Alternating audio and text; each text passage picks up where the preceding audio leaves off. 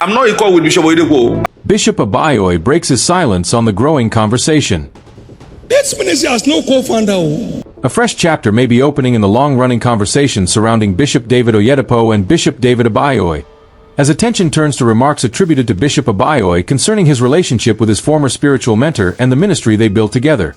I'm not equal with Bishop Oyedepo. I'm not equal to him. Anybody who tells me only wants to misguide me. I'm not. And I know it. I thank God I know it. And I carry myself as one who knows. I serve anyone on top of me with joy, without wishing that I would take his place. The debate intensified after Bishop Oyedepo publicly maintained that Living Faith Church Worldwide, popularly known as Winners Chapel, has no co-founder. Please stand to your feet. I'm going to ask every member of this church to take time out and go through the mandate. It will help a lot to consolidate your stand and define your expectations. Particularly, I would recommend you read the vision of this commission. You read the story of the commission as told by the founder. They are not things subject to change. They are there forever. We call this book a timeless publication. Why? The vision that birthed this global ministry cannot be altered and has not been altered. Our anchor message, the word of faith that forms the 12 pillars, shall not be altered. And they are speaking because they came directly from God. Please familiarize with this, it will help you. This ministry is not formed by men or a group of men. God spoke to me in person. Everything till date, God spoke to me. Nobody met me here. I didn't meet anybody here. Everybody met me here. The things I said to you are the truth and nothing but the truth. And they are written down not today. This book is 2012. And they were compilations of the various other things we have written that we put here. Nothing is altered. Nothing here came through a group discussion. No. Arise, go down to Lagos, came to me alone. This is the place, came to me alone. This time I have dedicated September 18th, 1999, came to me alone. Rush into Africa, came to me alone. Please familiarize yourself with this. I read all I could find on Agin. So Agin's life is being replicated in my life. Read these things, it doesn't take that much time. Otherwise we get deceived by gainsayers. This ministry has no co-founder. No. The first one to hear of the vision is this young lady. First person.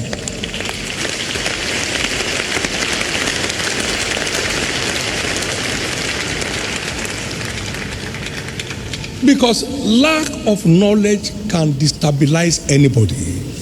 Get to know these things, you'll be glad you did. This is the place. It was me God told, not He told us. No, I told you. I told you what God told me. It's time to get the aircraft. It was not a discussion. It was God who told me it's time to get the aircraft. Please understand this. Many of us are not just in touch with these realities. But get it?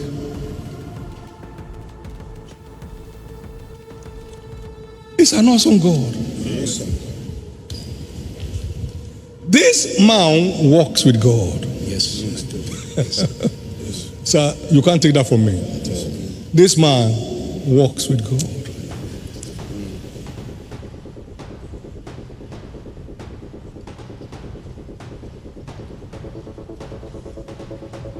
I'm not a loose person. My only wife has an application in this ministry. Nobody ever walked here that said God sent him to come and then say come. No. You write application, you do interview, you get employment letter, you respond. Order. Come on, say order. There are many company owners, no order, nothing. People come to work and go and come to work. There is nothing. That's not life. We won a case in Ghana because there is order. Whose appointment letter is this? Whose acknowledgement is this? Acceptance. Whose deployment letter is this? That's the kind of order that creates a future. Please secure order in your place of work. Let there be order, sir. Let there be order. That is the stability of this commission, sir. Order. As far back as 1982, there was an organogram that was functioning before the church started. After the church started, there was an executive council that oversees me and the operation of the ministry, that I answer to. Order. Order. Thank you, Jesus. I wholeheartedly recommend that to most of us have it. Yes. Settle down and read it. Where am I? What does God offer in this place? How do I connect with it? And you'll be glad you did. Lift up those two hands and bless the name of the Lord.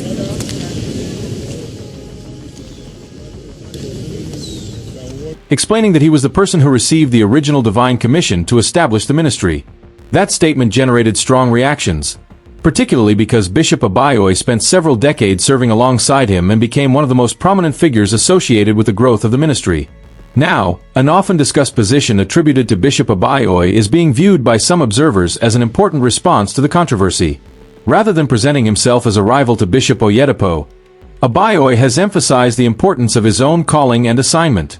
The statement, "I'm not competing with Bishop Oyedepo," captures what many supporters see as the central issue. I'm not equal with Bishop Oyedepo. I'm not equal to him. Anybody who tells me only wants to misguide me. I'm not. And I know it. I thank God I know it. And I carry myself as one who knows. I serve anyone on top of me with joy, without wishing that I will take his place. If as an assistant pastor, associate pastor, you preach and people clap for you, and you now think you are now equal with your leader, you are preparing for the ditch. If people come to you and say, oh, today's message was powerful, I didn't know God can use you like this. You know what they are telling you? Go and start your own ministry. That's what they are telling you. And if you leave, they will leave you. There are many people who talk others out of ministry and they abandon them. Know your limit, your weight, your boundaries. The Lord told Miriam, he said, all of you I chose you to be prophets. He said, but there is none of you with whom I speak face to face and mouth to mouth, except Moses my servant. You are not equal. Pioneering a ministry is a call from God. You may be a fine preacher, but you are not called to pioneer a ministry. Let every man therefore abide in the calling where God has called. There will be people who are called to pioneer ministry from existing ministry. There will be, and there are some of us who are. But if he doesn't call you, don't call yourself. I've often said, God will assign you only to what he has designed you for. Grace comes with every position, and that grace will cover your error when you are there and color your effort. But if you go there by yourself, you will soon be exposed. So don't remain on the same height with your spiritual leader. Slope.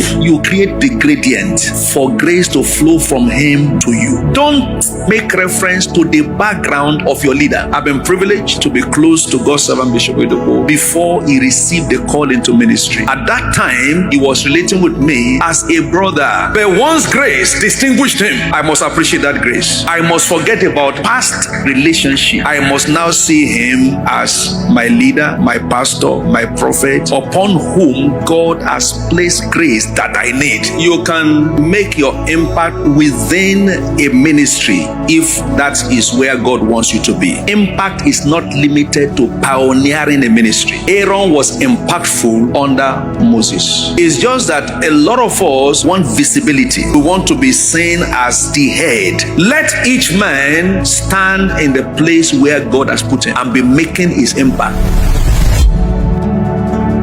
The development of a new ministry does not necessarily mean that the minister is attempting to replace the person under whom he previously served.